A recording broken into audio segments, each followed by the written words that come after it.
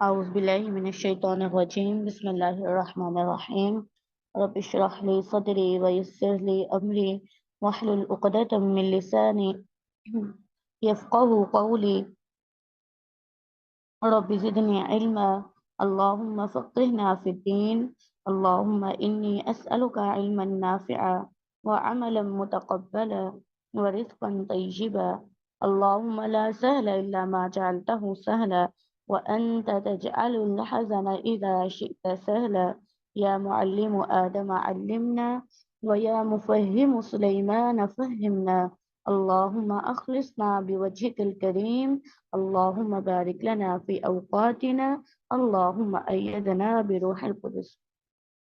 الحمدللہ اللہ کے فضل سے ہم اپنی شامل نصاب کتاب القول السدید فی علم التجوید کا باقاعدہ آج مطالعہ شروع کریں گے۔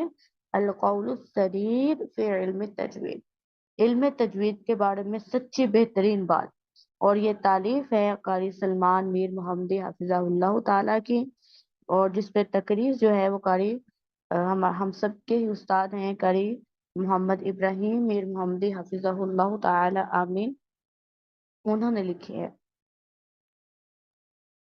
تقدیم، تقدیم کہتے ہیں وہ بات جو کتاب لکھنے والا اپنی کتاب سے پہلے بطور مقدمہ پیش کرتا ہے، ٹھیک ہے، اور وہ اس میں اپنی جو کتاب جس موضوع پر اس رائٹر نے کتاب لکھی ہوتی ہے وہ بات سمجھانے کی کوشش کرتا ہے کہ اس موضوع پر لکھنا ضروری کیوں تھا، اور مزید اس متعلق اس کی جو بات ہے اس کو واضح کیا جاتا ہے۔ اچھا جی، تقدیم فرماتے ہیں قرآن مجید اللہ تعالیٰ کی حقیقی کلام ہے جو کہ عربی زبان میں نازل ہوا، جیسے کہ قرآن کریم میں اس بات کی صراحت ہے بلسان عربی مبین، قرآن پاک واضح صاف عربی زبان میں نازل ہوا ہے۔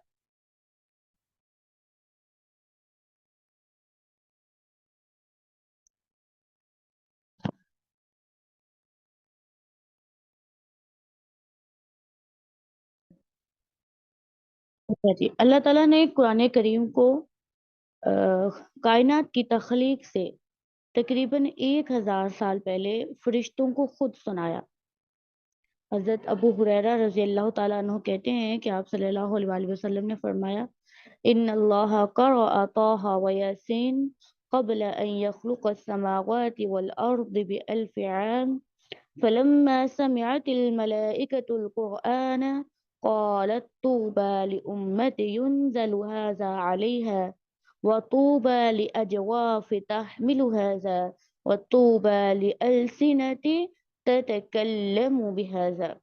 یہ جو حدیث ہے یہ آپ کو صحیح عربی کے ساتھ پڑھنی آنی چاہیے، اس کو مارک کریں، کل کے سبق میں یہ سنی جائے گی انشاءاللہ کہ یہ حدیث پڑھ کے سنائیں، آپ کو صحیح عربی کے ساتھ آنی چاہیے کہ بے شک اللہ جل شانہ نے زمین و آسمان کے پیدا کرنے سے 1000 سال قبل سورہ طٰہٰ اور یاسین تلاوت کی۔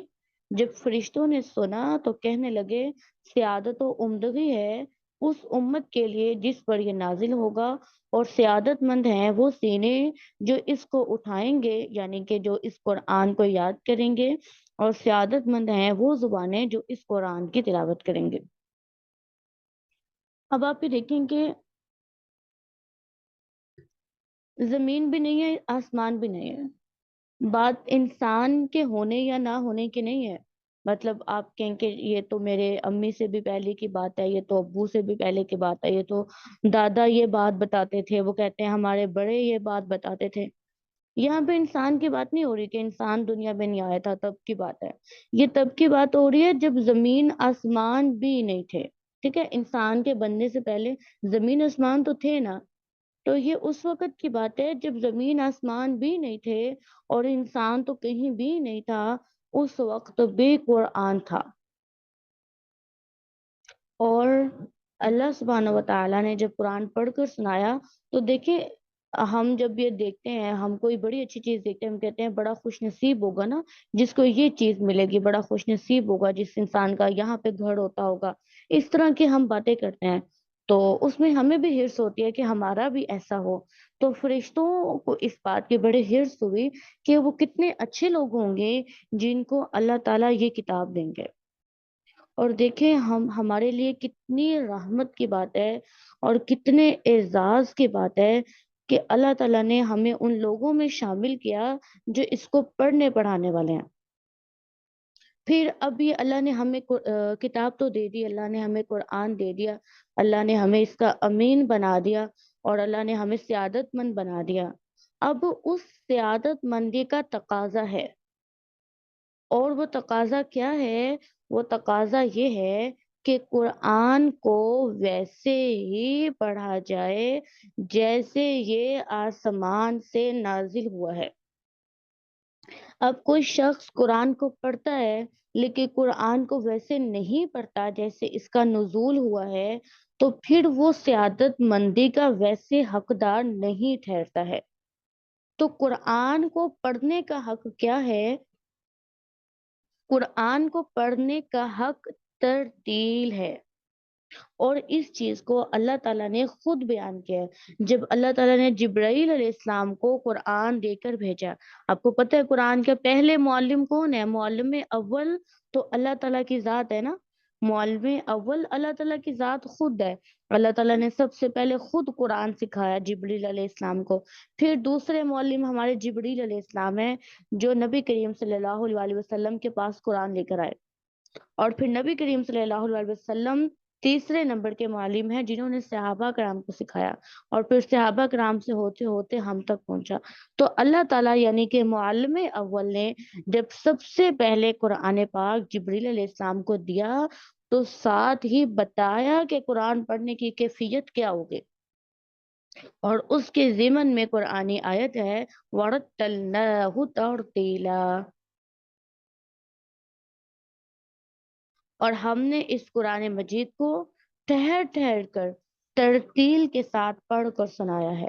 یعنی کہ جب اللہ تعالیٰ نے قرآن پڑھ کر سنایا، جب اللہ تعالیٰ نے نبی حضرت جبریل علیہ السلام کو قرآن دیا کہ جا کر دے آئیں امت مسلمہ کے نبی کو، تو اللہ تعالیٰ نے کیسے سنایا؟ ترتیل کے ساتھ۔ اب دیکھیں ایک انسان ہے جس کو ترتیل القرآن آتی ہے تو اس کو کتنا بڑا اعزاز ہے کہ اس کو وہ طریقہ کار آتا ہے جس پر اللہ تعالیٰ نے خود قرآن پڑھا،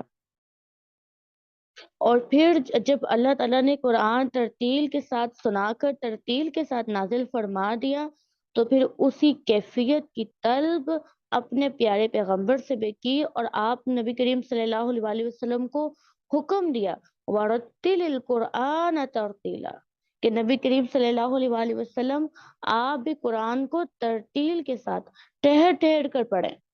اور دیکھیں ورتل حکم ہے نا کہ آپ قرآن کو ترتیل کے ساتھ پڑھیں، صرف یہ نہیں کہا کہ ورتل، رتل کی تاکید میں ترتیلا کا مصدر بھی لایا گیا۔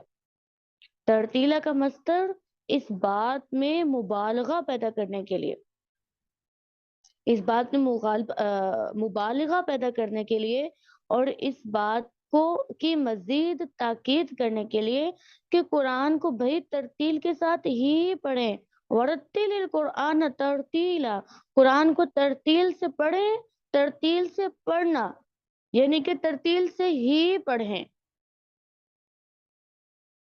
اور نبی کریم صلی اللہ علیہ وسلم نے اس حکم کو ایکسپٹ کیا، آپ نے قرآن کی تلاوت ترتیل کے ساتھ ہی کی، اور اسی ضمن میں حضرت عائشہ رضی اللہ تعالیٰ عنہ کا بیان ہے،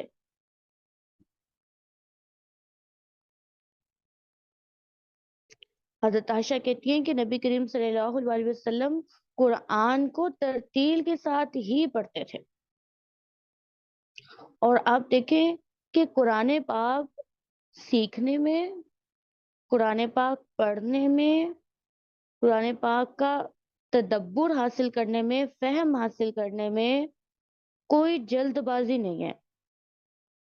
اگر آپ یہ دیکھیں کہ قرآن نازل کیسے ہوا، تو آپ کو پتہ چلے گا کہ قرآن بہت ہی آرام آرام سے تقریباً 23 سال کے عرصے میں مکمل ہوا. بہت ہی ٹھہر ٹھہر کر نازل ہوا، تھوڑا تھوڑا کر کے نازل ہوا. تو اس سے آپ کو یہ بھی پتہ چلتا ہے، اگر آپ نے قرآن کی ترتیل سیکھنی ہے تو آپ کا سبق کتنا ہونا چاہیے، آپ کی تعلیم کا ڈوریشن کتنا ہونا چاہیے. آپ کہتے ہیں کتنی ڈوریشن ہے، 2 ماہ ہے، 4 ماہ ہے، سال ہے، 2 سال ہے، 4 سال ہے، 6 سال ہے. تو قرآن تو تقریباً 23 سال کے عرصے میں نازل ہوا. تو قرآن کے یہ جو نزول کا عرصہ ہے، یہ اس بات کی اہمیت میں اضافہ کرتا ہے کہ قرآن کو جلدی جلدی نہ پڑھا جائے، قرآن کی تلاوت ترتیل کے ساتھ ہو. اور کیوں کہا گیا ترتیل کے ساتھ، کیوں پڑھنے کا حکم دیا گیا؟ قرآن آہستہ آہستہ کیوں آیا؟ تثبیت قلب کے لیے. تثبیت قلب کہتے ہیں دلوں کو ثابت کرنے کے لیے، قرآن دلوں میں جمانے کے لیے. آپ نے دیکھا ہوگا بہت سے لوگ ہوتے ہیں، حافظ ہوتے ہیں، بڑے بڑے حافظ ہوتے ہیں، لیکن عمل تو کچھ بھی نہیں ہوتا ہے. آپ کہتے ہیں یہ حافظ ہیں، بڑے بڑے قاری ہوتے ہیں، بڑے بڑے لوگ دین پڑھے ہوتے ہیں، پر عمل نہیں ہوتا ہے. کیوں؟ کیونکہ تثبیت قلب نصیب نہیں ہوتی ہے، تثبیت قلب نہیں ہوتی ہے. تو اگر آپ واقعی قرآن سے فائدہ لینا چاہتے ہیں اور آپ کا مقصد تثبیت قلب ہے، آپ کو پتہ ہے ہم تلاوت قرآن کیوں کرتے ہیں؟ کیوں کرتے ہیں؟ تلاوت قرآن کیسی عبادت ہے؟ کیوں ہے؟ اس کا مقصد کیا ہے اس عبادت کا؟ تلاوت قرآن کا مقصد دلوں کی گندگی کی صفائی ہے. دلوں پہ جو میل کچیل گناہ اور زنگ لگے ہوتے ہیں نا، کالی سیاہیاں ہوتی ہیں، ان کی صفائی کرنا مقصد ہے. اور جب آپ جلدی قرآن پڑھتے ہیں تو اس سے وہ صفائی نہیں ہوتی ہے. جب وہ صفائی نہیں ہوتی ہے تو پھر اس کا فائدہ بھی نہیں ہے تلاوت کا. تو ترتیل القرآن کا مقصد کیا ہے؟ تثبیت قلب. اور اللہ تعالیٰ نے اس سے بڑی تو بات ہی نہیں ہے نا کہ جو معلم اول ہے اللہ سبحانہ و تعالی، انہوں نے خود قرآن کو ترتیل کے ساتھ ٹھہر ٹھہر کر پڑھا ہے. کیوں؟ کیونکہ ترتیل سے پڑھنے سے ہی فائدہ ہوتا ہے. جب آپ ترتیل سے پڑھتے ہیں تو تدبر پیدا ہوتا ہے، آپ تفکر کرتے ہیں. جب آپ تدبر و تفکر کے ساتھ تلاوت قرآن کرتے ہیں تو آپ کو قرآن پاک کے مفاہیم سمجھ آتے ہیں. جب مفاہیم سمجھ آتے ہیں تو ان مفاہیم کا اتنا شدت کا تاثر ہوتا ہے کہ آپ کے دل میں اصل روشنی پیدا ہوتی ہے، جو ایمان کی اور جو اخلاص کی اور جو عمل کی روشنی ہونی چاہیے، وہ تب پیدا ہوتی ہے جب آپ پر کوئی کسی چیز کا فہم کھل جاتا ہے. اور وہ کب کھلتا ہے؟ جب آپ آرام آرام سے پڑھتے ہیں. جب تیز تیز پڑھتے ہیں آپ کو تو پتہ بھی نہیں چلتا، وقت غلط کرتے ہیں، معنی بھی خراب کر جاتے ہیں. اسی لیے ترتیل کے ساتھ پڑھنے کو ہی اللہ تعالیٰ نے تلاوت کا حق گردانا ہے.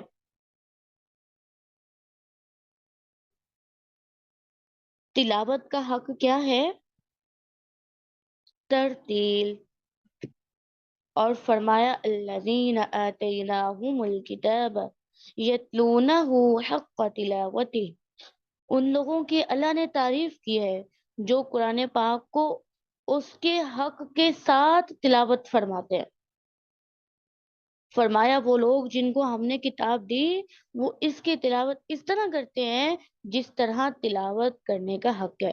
یعنی کہ کچھ لوگ ایسے بھی ہیں جو قرآن پاک کی تلاوت تو کرتے ہیں، کتاب کی تلاوت تو کرتے ہیں، لیکن اس کا حق ادا نہیں کرتے ہیں.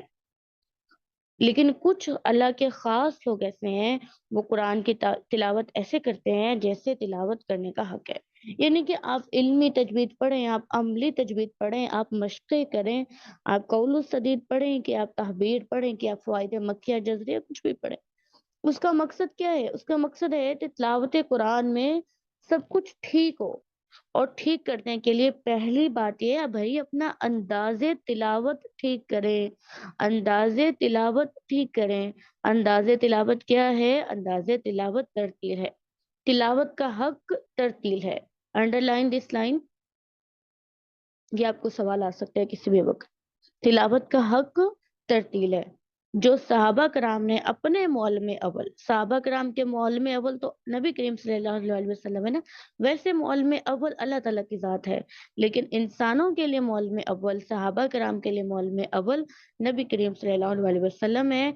इब्ने अब्बास रज़ियल्लाहु तआला अन्हु फरमाते हैं, लअन अक़रअ सूरतन व उरत्तिलुहा अहब्बु इलैया मिन अन अक़रअ अल कुरआन कुल्लहु। मैं एक सूरत को तरतील के साथ पढ़ने को, पूरे कुरान को बगैर तरतील के पढ़ने से ज्यादा महबूब रखता हूँ। हम लोग यही काम करते हैं ना, हम लोग सिपारे पे सिपारे पढ़ते हैं और कुरान पे कुरान खत्म करते हैं, लेकिन उसमें तिलावत कुरान नहीं होती है। तो आप थोड़ा पढ़ लें, आप 2 पढ़ लें आयतें, आप 3 आयतें पढ़ लें, आप 4 आयतें पढ़ लें, आप 5 आयतें पढ़ लें, लेकिन आप जो पढ़ें, आप उसको तिलावत के साथ पढ़ें।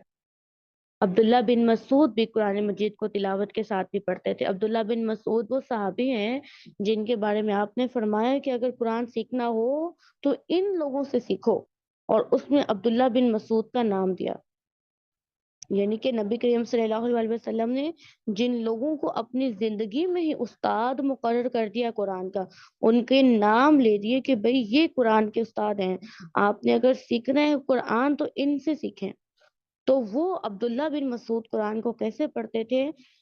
तरतील के साथ, और कहते थे, لا تنسروه نسر الرمل ولا تهزوه هز الشعر، قفوا عند عجائبه وحركوا به القلوب ولا يكن هم أحدكم آخر الصورة۔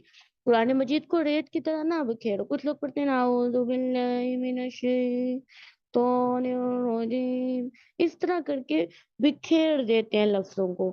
तो कुरान को बिखेर बिखेर के ना पढ़ो, ना ही अशार की तरह गा गा के पढ़ो। और बाज रिवायत में आता है, वला तुनस्सिरूहु नस्रद्दक़ली, रद्दी खजूर की तरह न फेंक। कुछ लोग कुरान को इतना सख्त पढ़ते हैं, इतना सख्त पढ़ते हैं कि लगता है लफ्ज नहीं निकाल रहे, कोई चीज मुंह से निकाल निकाल के फेंक रहे हैं। तो इस तरह पढ़ने से भी कुरान को मना कर दिया गया। गोया मतलूब है कि कुरान इतना तेज ना पढ़ो कि मानी का ख्याल न रहे, इतना ढीला ना पढ़ो कि इसकी साख्त बदल जाए या वो इशार बन जाए। अब्दुल्ला बिन मसूद ने इसी तरतील को जिंदगी के अंदर मायार सेहत कुरान बनाया। इस पर पाबंदी खुद भी की और दूसरों को भी करवाई। चनाचे मूसा बिन यजीद अल किंदी बयान करते हैं कि कैन इब्नु मसऊद रज़ियल्लाहु तआला अन्हु युक़रिउल कुरआन रजुलन फ़क़रअ अर्रजुल इन्नमा अस्सदक़ातु लिलफ़ुक़राइ वल मसाकीन मुरसलतन फ़क़ाल इब्नु मसऊद रज़ियल्लाहु तआला अन्हु मा हकज़ा अक़रअनीहा अन्नबिय्यु सल्लल्लाहु अलैहि वसल्लम फ़क़ाल कैफ़ अक़रअकहा या अबा अब्दुर्रहमान क़ाल अक़रअनीहा इन्नमा अस्सदक़ातु लिलफ़ुक़राइ वल मसाकीन फ़मद्दहा। अब्दुल्ला बिन मसूद रजी अल्लाह ताला अन्हु एक आदमी को कुरान पढ़ा रहे थे, तो उसने इन्नमा अस्सदक़ातु लिलफ़ुक़राइ वल मसाकीन को पढ़ा और लिलफ़ुक़राइ ऐसे पढ़ा, मत नहीं की। तो अब्दुल्ला बिन मसूद ने फरमाया कि नबी करीम सल्लल्लाहु अलैहि वसल्लम ने मुझे ऐसे नहीं पढ़ाया। तो उस आदमी ने कहा कि ए अबू अब्दुर्रहमान, फिर बताइए कि अल्लाह के रसूल सल्लल्लाहु अलैहि वसल्लम ने आपको किस तरह पढ़ाया है। तो उन्होंने फिर उसको पढ़ कर सुनाया और लिल फुकरा पर मद के। अब देखिए, मद की गलती को तो हमारे बच्चे कुछ मानते ही नहीं है। अब आप में से उम्मीद है कि इंशाल्लाह बहुत सारे लोग जो हैं वो टीचर्स होंगे।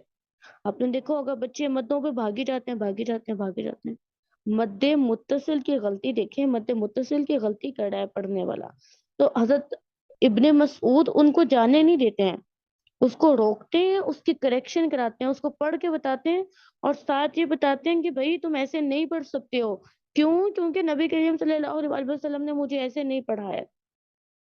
इससे उस्ताद की जिम्मेदारी का भी पता चलता है कि उस्ताद जो तलफ्फुज का उस्ताद है उसको कितना कॉन्शियस होना चाहिए। मुदूद के बारे में, मखारिज की तो चले गलतियां निकाल लेते हैं, मद्दें छोटी बड़ी हो जाएं तो इसकी गलती को भी बच्चों को बताएं कि इसको सही करें। اب اس سے پتہ چلتا ہے کہ صحابہ کرام ترتیل کو جزو لازم سمجھتے تھے، مدود کی مقدار میں بھی کمی بیشی برداشت نہ کرتے تھے، اور اس سارے کام کے نسبت کیا کرتے تھے؟ اللہ کے رسول کی طرف، کہ بھئی اللہ کے رسول صلی اللہ علیہ وسلم نے ایسے ہی پڑھایا ہے، اور جیسے اللہ کے رسول صلی اللہ علیہ وسلم نے پڑھایا ہے ویسے ہی پڑھا جائے گا۔ اور یہی صحابی عبداللہ بن مسعود لوگوں کو حکم دیتے تھے، جود القرآن وزینوہ بأحسن الاصوات، قرآن مجید کو تجوید کے ساتھ پڑھا کرو اور اچھی آوازوں کے ساتھ مزین کرو۔ ٹھیک ہے، دو سٹیپ ہیں۔ پہلا سٹیپ کیا ہے؟ قرآن کو تجوید کے ساتھ پڑھیں، اور دوسرا سٹیپ کیا ہے؟ قرآن کو اچھی آواز کے ساتھ پڑھیں۔ ٹھیک ہے، بعض لوگ ایسا کرتے ہیں کہ آواز تو اچھی ہوتی ہے، بہت خوبصورت ہوتی ہے، لیکن تجوید ساری غلط ہوتی ہے، تو ایسا نہیں ہونا چاہیے۔ ٹھیک ہے، دونوں عنصر ہونے چاہیے۔ پہلا کیا ہے؟ پہلا تجوید ہے، اور دوسرا کیا ہے؟ وہ آواز ہے۔ کچھ لوگ آواز کو پہلا حصہ سمجھ لیتے ہیں، تو آواز پہلے نہیں ہے۔ تجوید ٹھیک ہوتی ہے، ترتیل ٹھیک ہوتی ہے تو ہی آواز بنتی ہے۔ جو ترتیل اور تجوید کے ٹھیک ہونے سے آواز بنتی ہے وہی آواز قابل قبول ہے۔ جو خالی خوبصورت آواز ہی ہوتی ہے، اللہ معاف کرے، اس کا کوئی مقام نہیں ہے۔ خوبصورت آواز تو اور بھی بہت ساری چیزوں کی ہوتی ہے، پہلے تجوید ہوگی اور پھر آواز ہوگی۔ انہوں نے ترتیل کی تفسیر کر دی ہے نا، ترتیل کی تفسیر کیا کر دی ہے؟ جود القرآن وزینوہ بأحسن الاصوات۔ حضرت علی جو ہیں، حضرت علی رضی اللہ تعالی عنہ، وہ ترتیل کی تفسیر کرتے ہوئے فرماتے ہیں، الترتیل هو تجوید الحروف ومعرفت الوقوف۔ انڈر لائن دس، اس چیز کو مارک کریں، یہ آپ کو اچھے طریقے سے عربی اور اردو یاد ہونی چاہیے۔ ترتیل کیا ہوتی ہے؟ ترتیل کے دو عناصر ہیں۔ حضرت علی رضی اللہ تعالیٰ عنہ کے نزدیک ترتیل کے دو حصے ہیں، ایک تجوید الحروف، حروف کی تجوید، حروف کی تجوید سے مراد ہے مخارج اور صفات وغیرہ، اور دوسرا معرفت، وقوف کی معرفت، کہ وقف کہاں کرنا ہے۔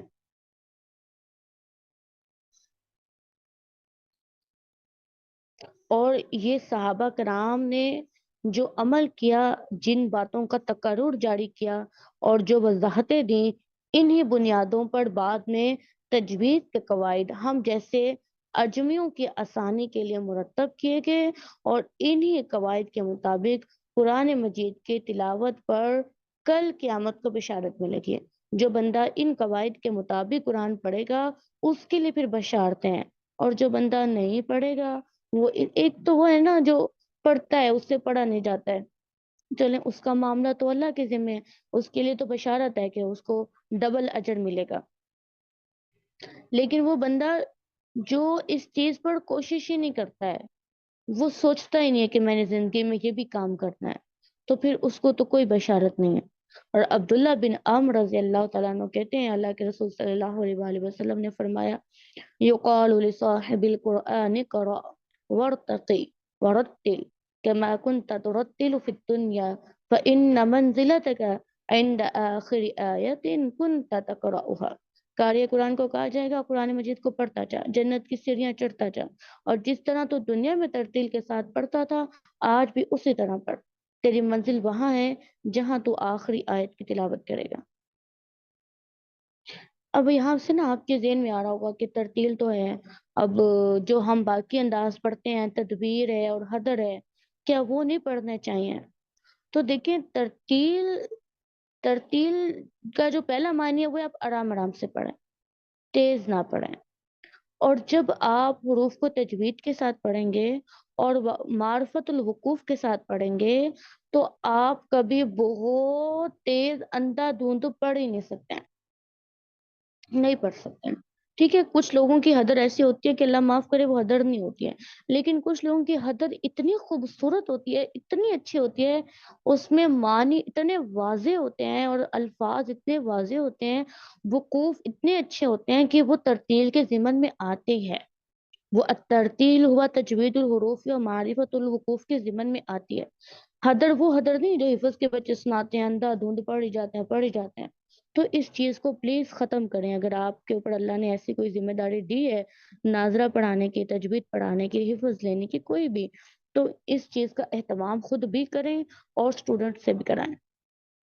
ابن جزری لکھتے ہیں فَلْيَحْرِسِ السَّعِيدُ فِي تَحْصِيلِهِ وَلَا يَمَلُّ قَطُّ مِن تَرْتِيلِهِ۔ جو سعادت مند ہے نا، جو سعادت مند ہے، اس کو چاہیے کہ قرآن مجید کے حصول میں حرص کرے اور قرآن کریم کی ترتیل سے کبھی نہ تھکے، کبھی نہ تھکے۔ ترتیل کیوں نہیں کرتے ہیں ہم تھک جاتے ہیں، ہم پڑھنا شروع کرتے ہیں، ہم 6 آیتیں 10 آیتیں 2 صفحے، کوئی ربع پڑھتا ہے، کوئی پارہ پڑھتا ہے، منہ تھک جاتا ہے، بولا نہیں جاتا، الفاظ گٹمٹ ہونے لگ جاتے ہیں۔ تو آپ تھکے نہیں، یہ نہیں ہے کہ 1 ہفتہ پڑھا، 1 سال پڑھا، 2 سال کورس تک پڑھا پھر ختم کر دیا۔ تو قرآن جب بھی پڑھیں نا، جب بھی پڑھیں اپنا لکھ لیں، ٹارگٹ لکھ لیں، ترتیل کے ساتھ پڑھیں۔ اس کورس سے کچھ اور سیکھیں کہ نہ سیکھیں، ترتیل کی عادت ڈالیں، اپنا ٹارگٹ لکھیں کہ ترتیل کے ساتھ قرآن پڑھنا۔ امام شاطبی کہتے ہیں وَيَجْعَلُونَ مِمَّن يَكُونُ كِتَابُهُ شَفِيعًا لَهُمْ إِذَا مَا نَسُوهُ فَيَرْحَلَ۔ اللہ تعالیٰ سے دعا کرتے ہیں کہ اللہ تعالیٰ ہمیں ان لوگوں میں سے بنا لیں کہ جن کے لیے قرآن سفارشی بن کر آئے گا۔ آمین۔ پھر قاری صاحب کی کچھ اپنی باتیں ہیں، تو یہ 2 پیراگراف جو ہے نا، یہ آپ نے خود پڑھنے ہیں انشاءاللہ۔ کل جو ہے ہم علم تجوید کی اہمیت و تدوین اور مجودین کی فضیلت پڑھ کر پھر کتاب کو آگے سے اگلے ہفتے سے مبادیات تجوید سے شروع کریں گے۔ اور اس میں جو آپ مزید مطالعہ کر سکتے ہیں، قاری نجم الصبی تھانوی صاحب کی کتاب ہے تعارف تجوید و قراءات پر، اس میں بہت ساری احادیث ہیں، کیونکہ ہم نے کہا تھا کہ آپ ایسے پڑھیں کہ آپ استاد بنے نا۔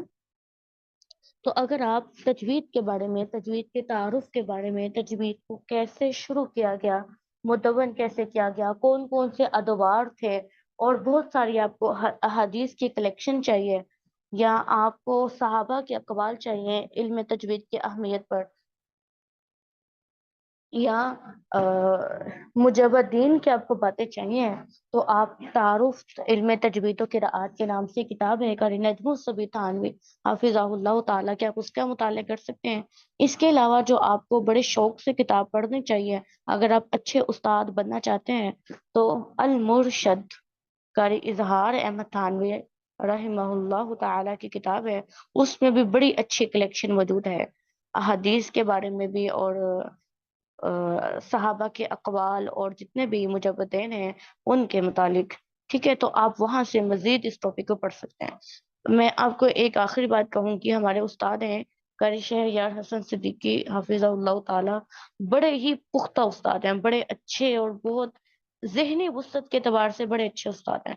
آپ ان کو ایک موضوع پہ چھیڑتے ہیں نا تو وہ چھیڑ ہی جاتے ہیں، اتنی باتیں بتاتے ہیں، اتنی باتیں بتاتے ہیں، اتنا ان کا مطالعہ بڑا اچھا ہے۔